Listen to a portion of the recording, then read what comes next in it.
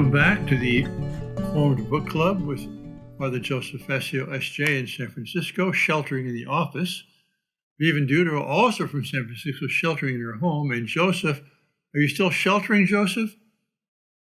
Oh, as little as possible. Oh, Joseph Father. Pierce in South Carolina. We are continuing our discussion of Robert Riley's book, America on Trial, in Defense of the American Founding, which is a book I would say is very valuable in itself, but is particularly valuable at this time we're living through, because while we're making these recordings and having these book club sessions, we're in the midst of statue toppling, and not just Confederate generals, which one could perhaps somewhat understand, but we're toppling Lincoln, Washington, Jefferson, Ulysses Grant, Mahatma Gandhi,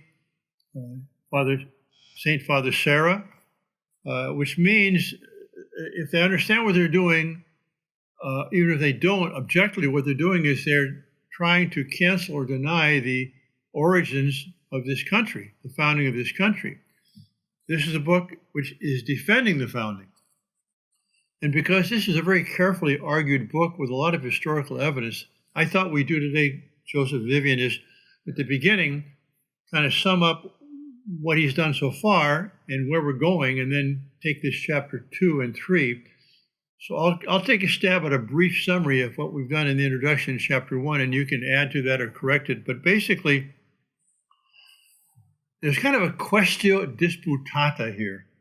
It's a very common medieval practice in schoolmen, as they call them, to take a question that was disputed and then look at both sides and then try and make a decision of who was correct.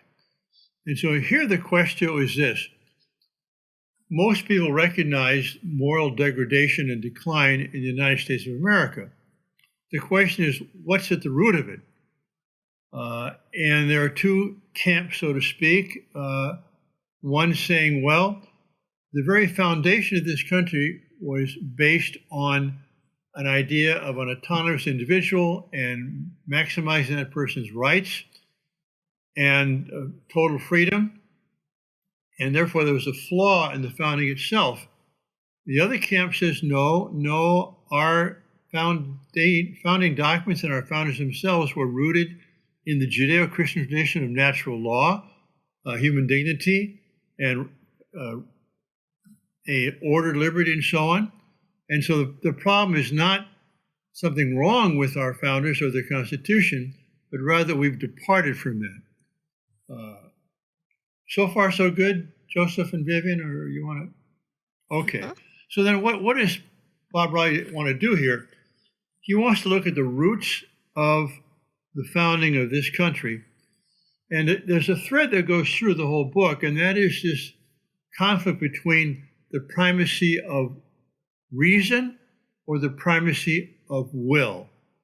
Is human action dependent upon knowing what is the right thing to do logically from logos and then following that, or is it what we want to do and then we justify that, rationalizing it? And so he basically, in the introduction, especially chapter 1, he talks about the three basic tributaries that have come into our founding: Greece, Jerusalem, and Rome. And he talks about the pre-philosophical society in which, I think he actually says this, but maybe I'm simplifying it a bit. There was sort of an indistinct union of God, nature, and the state. And so you saw gods in nature. It was kind of a pantheistic view. Religion and the state were connected, so the emperor, the king, was also the religious chief.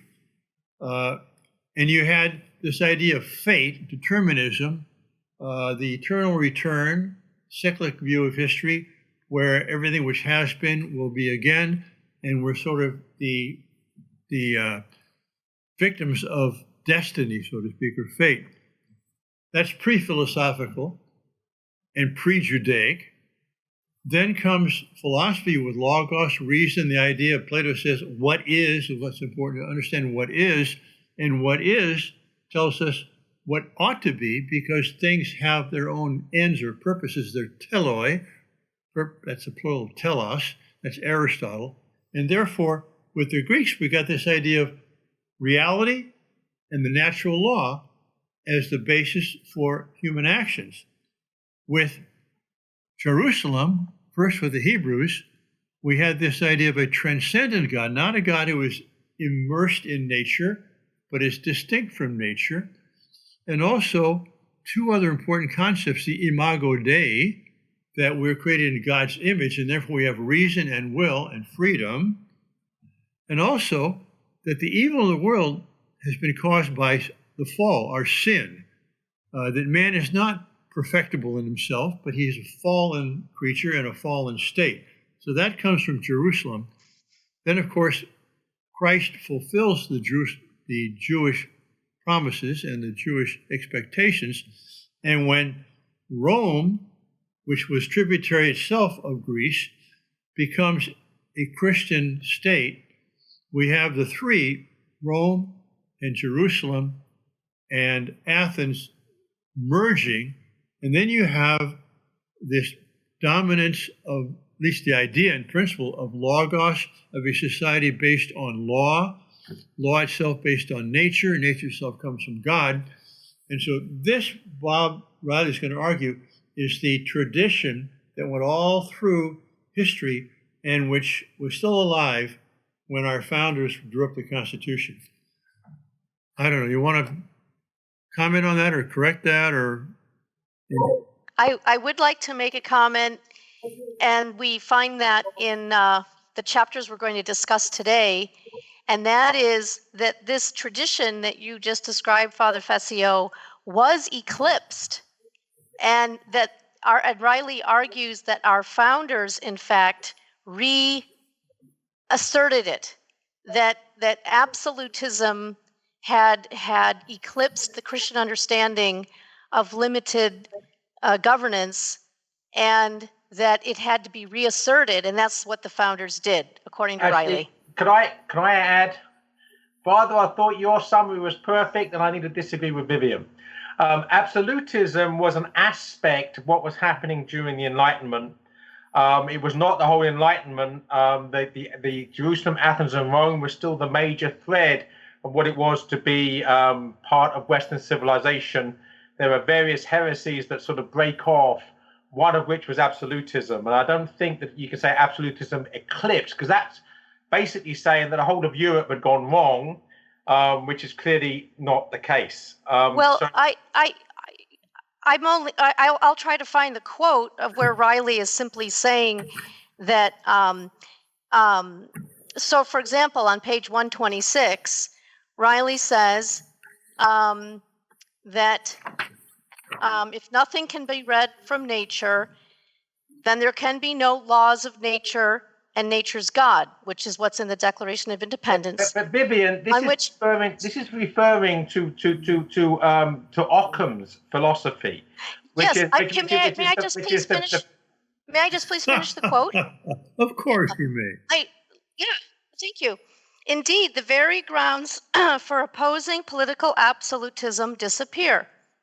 As we will see, the American Revolution was based on a reestablishment of those rational grounds and could have not taken place without them. All I was trying to say was probably a very poor rephrasing of that his claim is that the founders who wrote the Constitution were reestablishing those rational grounds. Maybe eclipse is too strong a word. It's important to not try to. What I'm going to defend the rest of Western civilization from is American exceptionalism. In other words, that America somehow has everything right and everybody else has everything wrong. Basically, that nominalism was a major error, which basically established the foundations for relativism. But the main thrust of Platonic Aristotelian philosophy, which finds expression in the church, continues in the church. and the church transcends any one nationalism, and that's important. So, in other words, that in Britain, for instance, and in France, we have all sorts of different issues where these two philosophies are in conflict, right? Nominalism and scholasticism, for want of a better word. And that's part of the conflict between the church militant ultimately and secularism ultimately. And insofar as America is on the side of the church, she is right. I think maybe the word eclipse was the one that was the bone of contention Triggered here. him.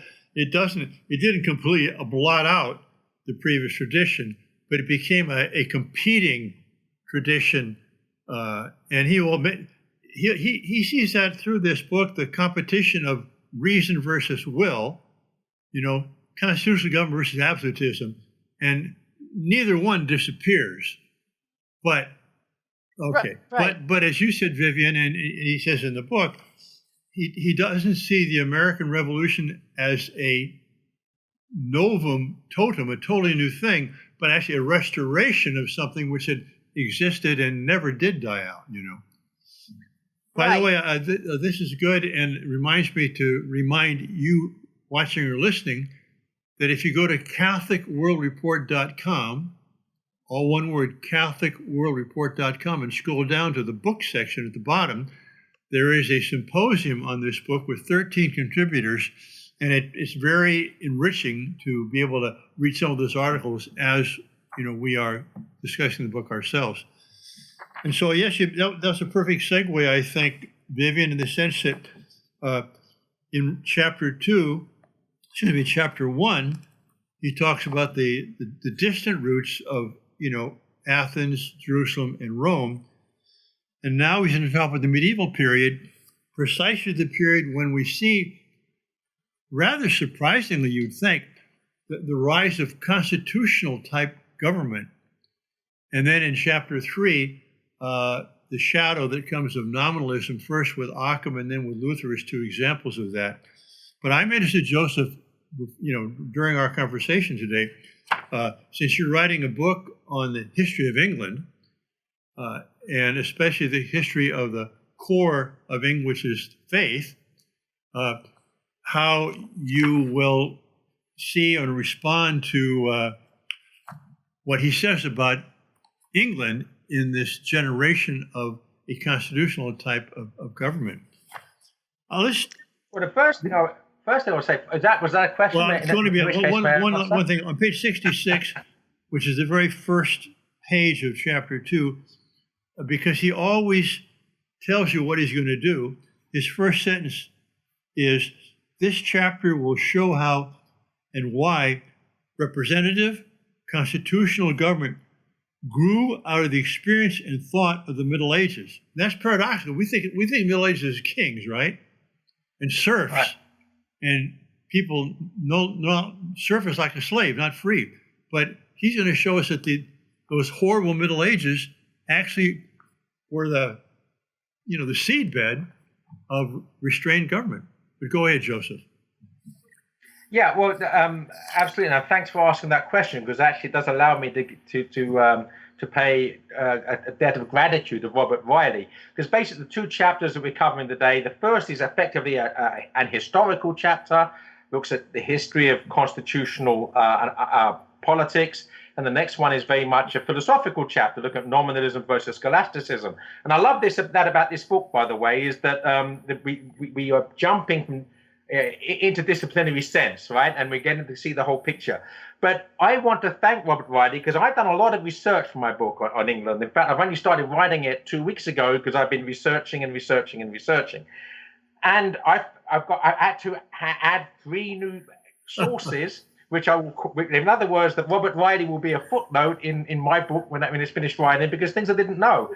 And I'm only going to give one example, which I'm very grateful for. My chapter on Merry England, which will basically be England from 1066 until the Reformation. There'll be another one about Our Lady's Dowry, about England's love for the Blessed Virgin. But I'm going to begin it with a debate between Hilaire Belloc and Tolkien. because there's a wonderful story where Tolkien is actually sitting in an audience with Hilaire Belloc giving a talk in Oxford, and Hilaire Belloc's basically saying 1066 and the Norman conquest, the best thing to happen to England, because it brought England into the fullness of the church and the Catholic faith. And Father Martin Darcy, the Jesuit, was sitting 2 rows behind, watching Tolkien getting angrier and angrier and angrier, because Tolkien loved Anglo-Saxon England. And what I want to thank Robert Riley for is giving me ammunition on Tolkien's behalf, because I'm on Tolkien's side in this. And on page 71, he says 3 lines down, in a decree of 1067, in other words, just 1 year after the conquest, William the Conqueror even asserted royal power over the making of canon law and any ecclesiastical disciplinary actions concerning his barons and officials. Now, how Hilaire Belloc can claim that William the Conqueror becoming King of England was somehow part of the broader Catholic understanding of civilization with that fact. So he's given me ammunition on Tolkien's side against Belloc, and I'm grateful for that. Well, I'm sure that Robert Riley will be honored to be a footnote to Joseph Pierce. Don't make me laugh when I've got a mouthful of drink. That's not good. Well, to me, this was the most interesting chapter of the book, because it's true that in typical public school education, what you're taught is those horrible Middle Ages, and that it was the Enlightenment that discovered all of these ideals of personal liberty and limited government and so on. And it turns out that that's not true at all. But what you point out with William the Conqueror, what we see in this chapter is there is a constant tug and war going on between these views of authority and what the limits of authority should be. And again, based in what? Based in man's nature. And so there's a great line in here, I'm looking for it, where by the time the Middle Ages is over, so to speak, the principles have been hammered out. On 105, the bottom of that long citation, as regards the realization in practice of what was seen to be good, there was almost everything to do, but the great problems of principle had been solved. And that's basically what you see in this chapter, is this conflict going back and forth between the church, between the king, between the barons, right? And all of them with a Christian understanding of what man is, and hammering out the principles of constitutional government. It's just the most fascinating, I think, chapter in the whole book. It was. I agree. It was very enlightening, as I've just expressed already, and you're right. That basically, the title of it's perfect. The medieval roots of constitutionalism. Well, I remember very few things from grammar school, but I do remember studying the Magna Carta as being one of the origins of constitutional government. And the barons, how they revolted. Well, it turns out that Archbishop Langton of Canterbury was the one who called the barons together and gave them the principles and said, now here, you have to fight for this and make an oath that you'll support each other in this.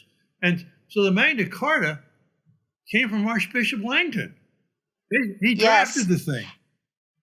And I learned also about the Magna Carta in school, but not with any historical context and no mention whatsoever of the Archbishop. I learned that by homeschooling my own children. I got re-educated when I homeschooled my children, and I found a wonderful book all on the Magna Carta written for about 9-year-olds and up that I devoured because it was nothing I'd ever been taught before. That was the Doudreau re-education camp? Yes. I'm the same, Vivian. I must say this. One of the glories of homeschooling is it gives you an opportunity to go revisit your own education and sort of purge yourself of all that secularism that you were taught in the public school system, because that's what I had back in England. So, homeschooling is wonderful for that reason, if not for, and obviously for many others. And I want to make a little quote from page 79 on this issue of Magna Carta. there is a straight road which runs from Runnymede to Philadelphia. Okay, that I learned. As well known as the influence of Magna Carta on the U.S. may be, few are probably aware of the role of the Catholic cardinal in instigating and drafting it. So what Riley says, the straight road runs from Rome to Runnymede to Philadelphia. Yeah. Yeah, that's a great line. Father, I highlighted that. I also highlighted the passage about Stephen Langton, and I'm not wanting to speak on any of that now because if we want to stay on track, all my other highlighted passages, partly because you've already covered some of them, and partly because I've already had my say on Tolkien. I'm not planning to say anything else till we get to chapter 3. All right, I got a few more things here. One in general about the investiture conflict or controversy, because that's important. Most people understand that there was a time when civil rulers like kings and princes would appoint bishops or would assign abbeys to abbots and so on because they get the revenue from that and so on. And there was 400 years of conflict over that, in which the church wanted to separate herself from the rule of the king, so to speak. But that led also to the fact that the king, therefore, had a rule which is more secularized. So we divided church and state there. And so church independence was something which is a result of that. But also there was a civic independence from the excessive influence of the church. And I remember when I was in France for 3 years, that I'd go through these villages and towns, and they would say, Francheville-sur-Saône, you know. And I've got a graphic on that coming up, that free village, free town, free city. I was surprised, why are all these things called Francheville? You know, they all have the same name. Well, that's because these were the free towns. These were the towns that had their own autonomy and did not depend upon the king for everything which they did and all their laws and so on.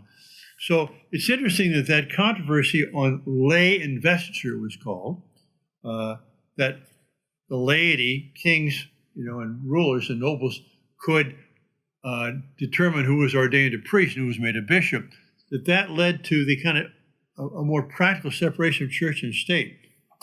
Then I've got just a couple of more comments on this page 85.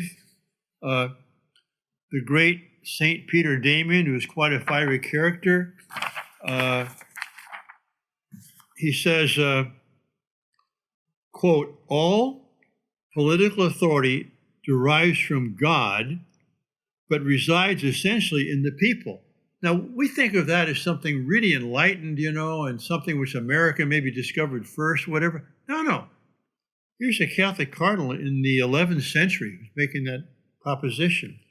I love this one. I don't know if you mark this, Joseph, but this is a quote from the Justinian Code of Law, which was rediscovered, you know, in the Middle Ages.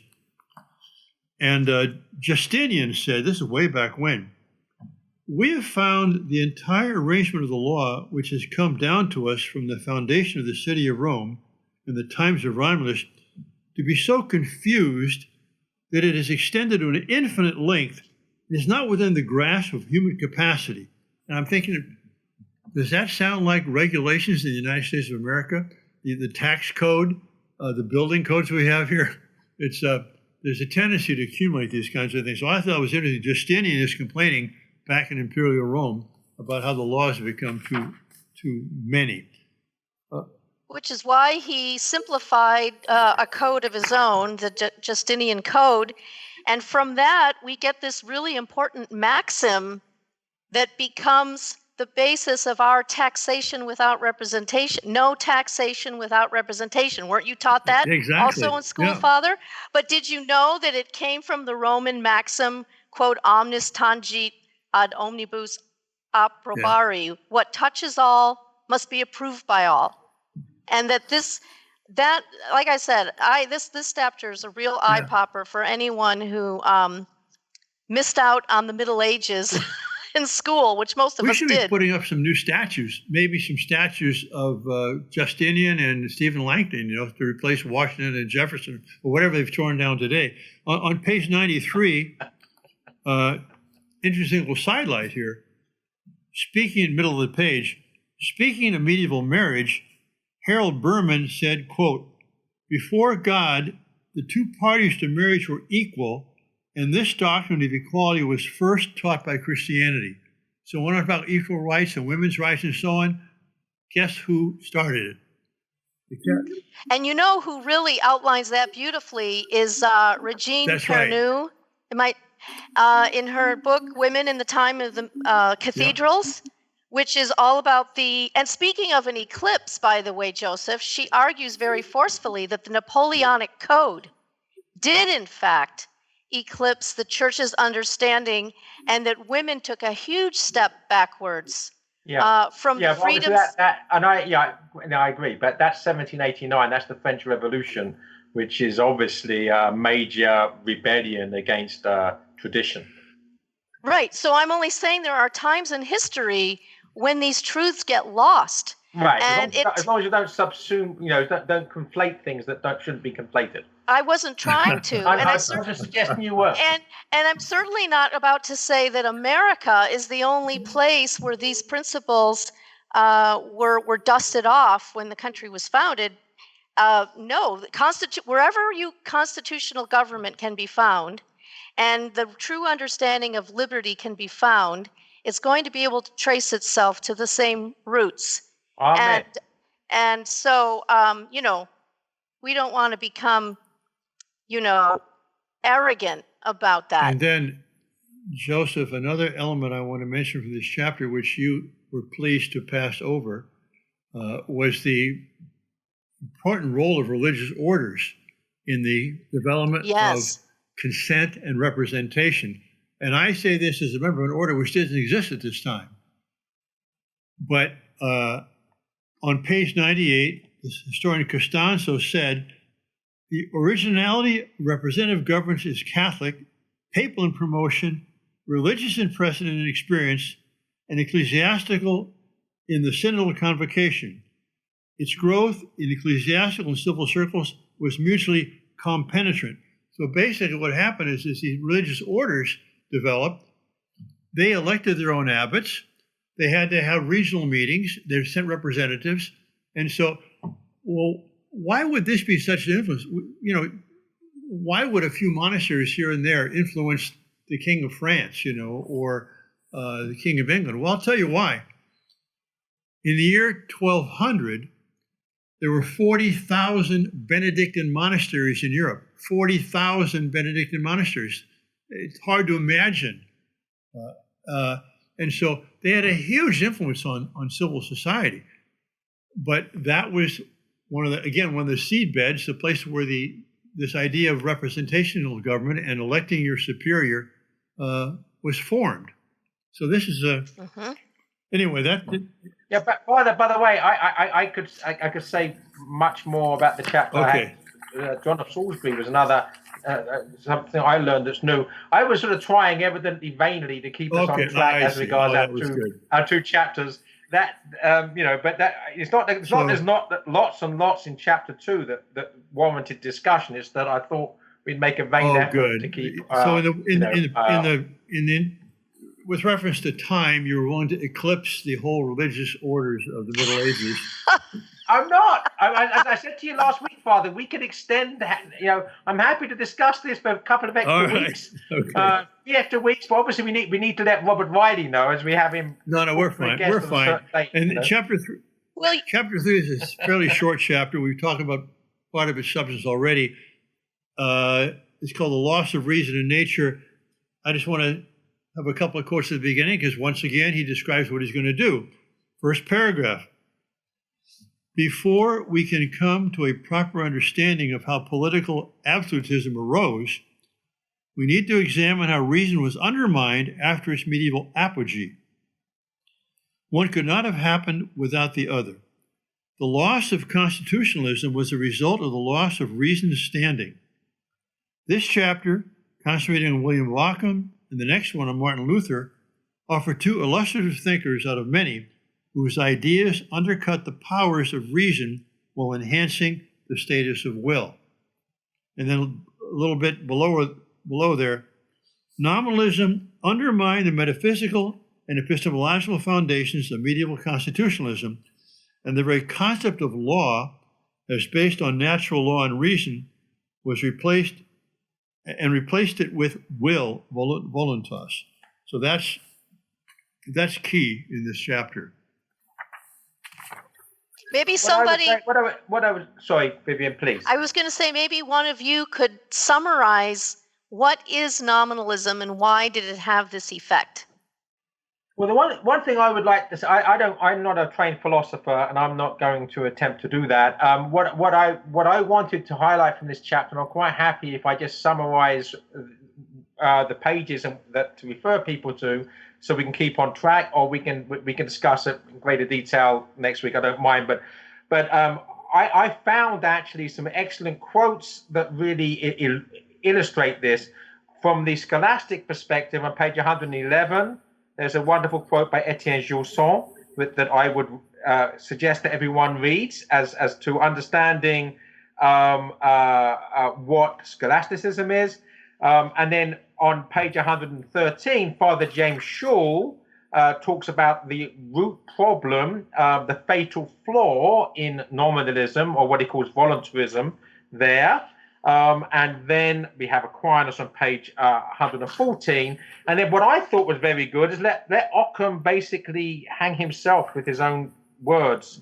So, bottom of page 119 through to 122, it's William of Occam basically, and in his own words, I think, condemn him. And I've got other stuff in that chapter as well, but All right, but so again, to go back to your question, Vivian, and eclipse whatever Joseph said here. Nominalism comes from nomen, the Latin word nomen, which means name or noun.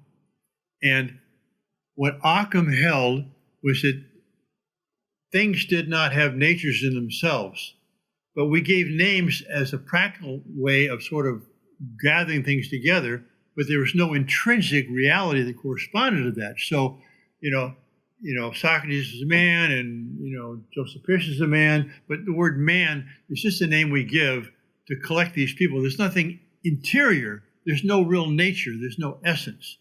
And once you destroy the essence of things, then there's no natural law, because everyone is totally unique, and there's nothing in common, and there's no basis on which to form a decision of what is good or bad. Because good or bad means what fulfills one's nature. And nature is always, as Aristotle taught, an orientation towards a goal. So that's where nominalism will undercut the idea of nature and therefore natural law. I got a couple of quotes here, one on page 120.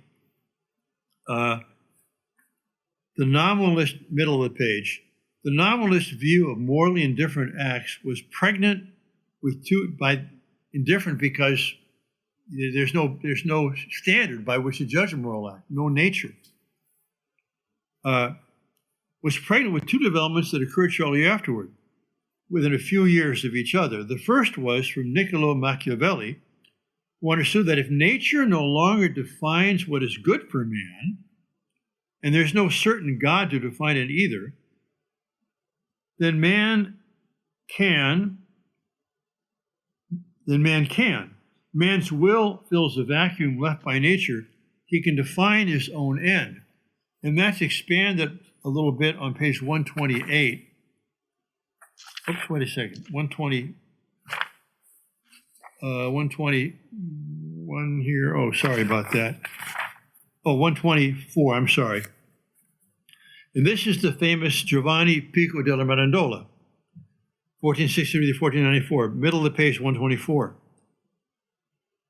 He sang the hymn to the new Renaissance man through the voice of God, quote, "Thou, man, constrained by no limits, in accordance with thine own free will, shall ordain for thyself the limits of thy nature, with freedom of choice and with honor, as though the maker and molder of thyself, thou mayest fashion thyself in whatever shape thou shalt prefer." Now, I could translate that very exactly into English, saying, at the heart of liberty is the right to define one's own concept of meaning and of the nature of man. That's a quote from Justice Kennedy in Casey versus Planned Parenthood. So it precisely shows that what Kennedy did in that decision was rooted in Machiavellian thought, primacy of will, not the primacy of reason. And it's become so clear why our country has gone on the path it's gone on. It's not because we've been faithful to the founding. It's because instead of reestablishing, as you said, Vivian, the ancient tradition of natural law and human dignity and so on, we have moved towards nominalism, voluntarism, and Machiavellianism. Yes. Sorry. And one of the major agents of this change in our country has been the court system, which has ascribed to itself the lawmaking powers that really belong to legislative bodies, which are the most representative bodies in our republic. And so we've got basically a nominalist court that has redefined a lot of these issues. So anyway, that's my theory. I'm sticking to it. Okay. No argument with that, Vivian. Could I basically, as my final statement on chapter 3, I just want to quote William of Ockham, page 121. Only faith gives us access to theological truths. The ways of God are not open to reason. For God has freely chosen to create a world and establish a way of salvation within it, apart from any necessary laws that human logic or rationality can uncover. This is William of Ockham basically making war on the very meaning of reason itself. And at that point, you can't talk about anything. You can only just talk about blind faith, whether it's blind faith in the Muslim God or the Christian God, or in no God at all, except ourselves, which is where we are now. Right. And, to Occam's defense somewhat, he, according to Riley now, he was trying to defend God's sovereignty. And it's interesting how he compares nominalism with what we see in Islam. Yes. This sovereignty of God, this will of God, that somehow the arguments from reason, in their view, seem to somehow constrain God. How could God be constrained since he's God? So I think Riley says somewhere, Occam probably did not see logically where this would go. And we'll be able to talk about it more next time, because Martin Luther also, sort of picks up the thread of this uber sovereign God not constrained by reason or by morality in that case, right? Why can't God be a rapist? Right. If it's all just about God's will, then and it's not if he's not constrained by anything, he's not constrained by morality either, presumably, right? Right. Just what he does becomes morality, whatever it might be. Exactly. That's a tyrant God. Well, he is. So exactly. So in any case, I would be okay with stopping, since we can talk more about this in the next chapter. I think you're right, but it's hard to stop us, but we'll do it. And it's true that God is a racist. He chose the Jews, right? I mean, that was a very racist thing to do. As Belloc said in his famous poem, The Shortest on Earth, how odd of God to choose the Jews. That's not a criticism. That is a praise that God should pick. Can I give, by the way, a rabbi's response? Okay, go ahead. How odd indeed, but not so odd as those who chose a Jewish God. Touche! That's great. That's good. So next week we'll take chapters 4, 5, and 6. This is kind of an exciting, almost like a mystery story, as we're seeing this development through history. And there's a plot, and there's also characters. And we got 3 characters for next week: Martin Luther, Richard Hooker, and Thomas Hobbes. Fascinating. So see you all next week. Thanks for joining us. God bless you.